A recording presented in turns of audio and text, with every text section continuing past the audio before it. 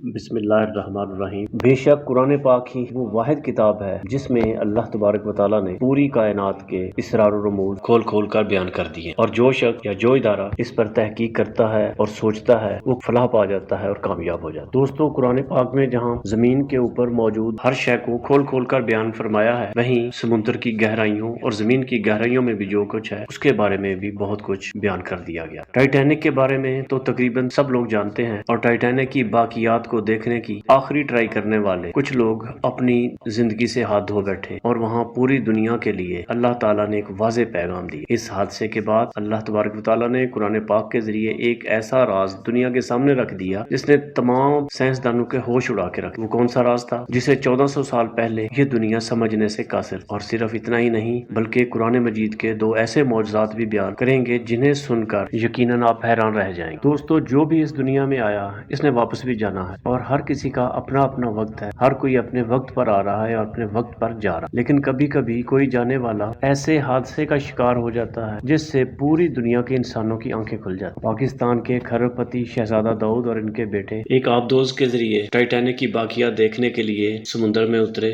جو کہ واپس نہیں آئے۔ ان کی موت کے بعد اللہ تعالیٰ نے قرآن مجید کے ذریعے پوری دنیا پر سمندر کی گہرائی کا جو راز ظاہر کیا، اسے ہم تو کیا سائنسدان بھی 1400 سال سے سمجھ نہیں پا رہے۔ حقیقت میں یہ ہمارے لیے بہت بڑی کامیابی ہے۔ دراصل اللہ پاک قرآن مجید کی سورہ نور کی آیت نمبر 40 کے اندر فرماتے ہیں، ان کی مثال ایسے ہے جیسے کسی گہرے سمندر کے اندر پھیلے ہوئے اندھیرے کے سمندر کو ایک موج لہر نے ڈھانپ رکھا ہو، جس کے اوپر ایک اور لہر ہو اور پھر اس کے اوپر ایک اور، جیسے بادل ہو، غرض کے اوپر تلے اندھیرا ہی اندھیرا ہو۔ اگر کوئی اپنا ہاتھ باہر نکالے تو اسے وہ بھی دکھائی نہ پائے، اور جس شخص کو اللہ تعالیٰ نور عطا نہ کرے اس کے لیے کوئی نور نہیں۔ دوستو، اگر ہم اس آیت پر غور کریں تو اس آیت میں کتنی گہری مثال دی گئی ہے سمندر کی گہرائی کے وہ راز جنہیں آج جدید ترین ٹیکنالوجیز کی مدد سے معلوم کیا جا رہا ہے۔ ان کا ذکر اللہ تعالیٰ نے 1400 سال پہلے ہی قرآن مجید میں بغیر کسی ٹیکنالوجی کی مدد کے ظاہر فرما دیا۔ حال ہی میں شہزادہ داؤد کی آبدوز غائب ہونے پر امریکہ کی تمام ملٹری اور نیوی ٹیموں کا سمندر میں آپریشن چل رہا تھا۔ ان کا تو کہنا تھا کہ ہم کیسے سمندر کی اتنی گہرائی میں ان کی باڈیز کو تلاش کریں گے، کیونکہ اگر ہم کسی طرح اس جگہ پہنچ بھی جائیں تو وہاں اس قدر اندھیرا ہے کہ ہمیں ان کی باڈی اور ان کی باقی چیزیں تو دور کی بات، ہم اپنا ہاتھ بھی نہیں دیکھ۔ تو آپ ذرا سوچیں کہ سمندر کی گہرائی کے اندر جو راز آج ملٹری اور امریکن نیوی کے ذریعے سامنے آئے ہیں، انہی رازوں کو آج سے 1400 سال پہلے قرآن مجید میں اللہ تعالیٰ نے بیان فرما دیا۔ یعنی کہ جو کچھ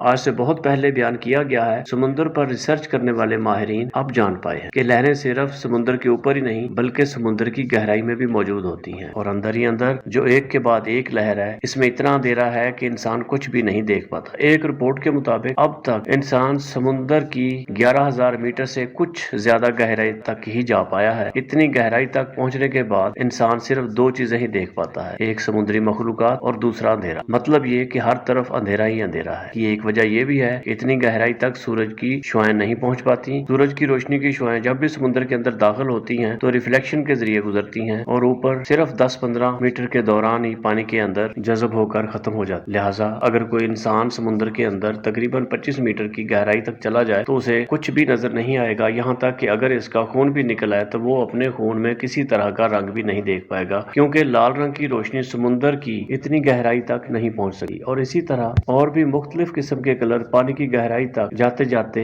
اپنا اثر اور روشنی کھو دیتے ہیں۔ پانی کی گہرائی میں اس طرح کا کلر آہستہ آہستہ غائب ہونے سے سمندر بھی جتنا گہرا ہوتا جاتا ہے اتنا ہی اس کے اندر اندھیرا چھا جاتا ہے، اور یوں تقریباً 6,000 میٹر سے زیادہ کی گہرائی تک جایا جائے تو سمندر میں اس حد تک اندھیرا چھا جاتا ہے کہ انسان اپنا ہاتھ تک نہیں دیکھ سکتا۔ اور قرآن مجید میں بھی یہی ذکر ہے کہ انسان اگر اپنا ہاتھ باہر نکالے تو ہاتھ بھی نہیں دیکھ پائے گا۔ اس لیے بغیر کسی جدید مشین کے اس جگہ تک پہنچنا ایک انسان کے لیے ناممکن سی بات، کیونکہ یہاں پہنچنے کے بعد انسان اپنے اوپر سینکڑوں ٹن پانی کا وزن محسوس کرتا ہے، اور یہی وزن انسان کی چند سیکنڈ میں جان لے لیتا ہے۔ اس وقت تک صرف ایک شخص ہی 25 میٹر سمندر کی گہرائی تک جا سکا ہے، اور اس شخص کا نام گینز بک آف ریکارڈ میں بھی لکھا گیا تھا۔ اس کے علاوہ اور بھی چند لوگ مشینوں کے ذریعے سمندر کی گہرائی میں اترے اور جانے میں کامیاب ہوئے، اور وہاں شدید اندھیرے اور پانی کے پریشر کے باعث انہیں اس دنیا سے رخصت ہونا پڑا۔ جب آپ گہرائی میں جاتے ہیں تو ٹیمپریچر بھی اتنا زیادہ گرتا چلا جاتا ہے، پھر ٹیمپریچر اس حد تک گر جاتا ہے کہ انسان اس جگہ پر ہی برف جم جائے۔ اور یوں شہزادہ داؤد اور ان کے بیٹے کے ساتھ جتنے بھی لوگ اس دنیا میں رخصت رخصت ہوئے وہ جاتے جاتے اس دنیا کو یہ ضرور بتا گئے ہیں کہ کئی 100 سال پہلے قرآن پاک نے جو بات کہی تھی وہ 100% سچ۔ اب ہمیں سب کو یہ پتا چل گیا ہے کہ ہم لوگوں نے کبھی قرآن مجید کی تشریح کر کے پڑھائی نہیں اور نہ ہی اس پر کوئی ریسرچ کی۔ قرآن پاک ہمارے پاس بھیجنے کا مقصد کیا تھا اور ہم مسلمان کیا کر رہے ہیں؟ قرآن ہمیں سمجھانے کی کوشش کر رہا ہے کہ تحقیق کرو، اللہ تعالیٰ کے نظام کو دیکھو، فائدہ اٹھاؤ، لیکن افسوس کہ غیر مسلم قرآن پاک سے تحقیق کر کے آگے بڑھ رہے ہیں اور مسلمان غیر مسلموں سے متاثر ہو رہے ہیں۔ اس واقعے کی امریکن سائنٹسٹ کی جگہ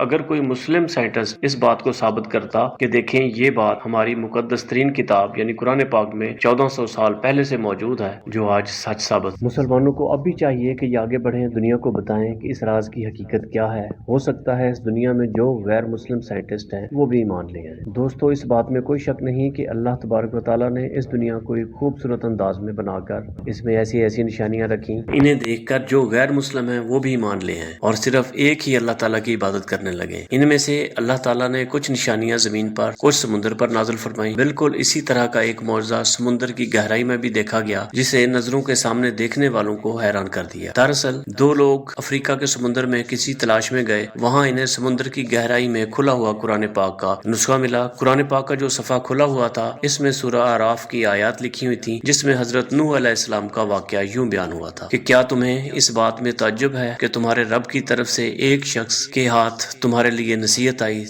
تاکہ وہ تم کو ڈرائے دھمکائے اور تم پرہیزگار بن جاؤ اور پھر تم پر رحم کیا جائے، مگر ان لوگوں نے اسے جھٹلا دیا تو ہم نے نوح علیہ السلام کو اور ان کے ساتھ کشتی میں سوار جو لوگ تھے ان کو بچا لیا، لیکن جنہوں نے ہماری آیات کو ٹھکرایا ہم نے انہیں دردناک سزا دی۔ بے شک جو اللہ تعالیٰ کا ہو جاتا ہے اللہ تعالیٰ اس کی حفاظت فرماتا ہے۔ جس طرح طوفان نوح میں اللہ تعالیٰ پر ایمان لانے والوں کو کچھ نہیں ہوا، ویسے ہی اتنے گہرے سمندر میں اور اتنے دنوں میں پانی میں موجود قرآن پاک کے صفحے کا ایک حرف تک نہ مٹ سک۔ سبحان اللہ۔ بالکل اسی طرح الاسکا میں موجود ایک ایسا سمندر بھی ہے جہاں اللہ تعالیٰ کی قدرت کا کرشمہ دیکھ کر انسان کا ایمان تازہ ہو جاتا ہے۔ دراصل یہ ایک ایسی جگہ ہے جہاں دو سمندر آپس میں ملتے ہیں اور حیرت کی بات یہ ہے کہ یہ دو سمندر آپس میں ملتے ضرور ہیں لیکن ان کا پانی آپس میں نہیں ملتا۔ سمندر کے درمیان قدرتی طور پر ایک لین بچھی ہوئی ہے، ایک طرف کا پانی کا کلر الگ ہے اور دوسری طرف الگ۔ ایک ہی جگہ دونوں پانی ہونے کے باوجود آج تک یہ آپس میں مکس نہیں ہوئے اور اپنا رنگ برقرار کیے ہوئے ہیں۔ ایک پانی گلیشیئر سے نکلتا ہے جو کہ ہلکے نیلے رنگ کا دکھائی دیتا ہے، جبکہ دوسرا پانی ندیوں سے آتا ہے جو گہرے نیلے رنگ کا دکھائی دیتا ہے۔ اس سمندر کی نشانی میں ہمیں قرآن پاک کی سورہ رحمان میں یوں پڑھنے کو ملتی ہے کہ اس نے دو ایسے سمندر بنائے جو دیکھنے میں ملے ہوئے ہیں، ان میں روک ہے جو ایک دوسرے پر بڑھ نہیں سکتے، تو تم اپنے رب کی کون کون سی نعمتوں کو جھٹلاؤ۔ بے شک یہ اللہ تعالیٰ کی قدرت کا ایک عظیم کرشمہ ہے جو کسی کے بھی ایمان کو تازہ کرنے کے لیے کافی ہے۔ آخر میں ہماری دعا ہے کہ اللہ تعالیٰ ہم تمام مسلمانوں کو عطا کیے گئے اس عظیم نسخے یعنی قرآن مجید کو سمجھنے، عمل کرنے اور اس پر تحقیق کرنے کی توفیق عطا فرمائے۔ آمین ثم آمین۔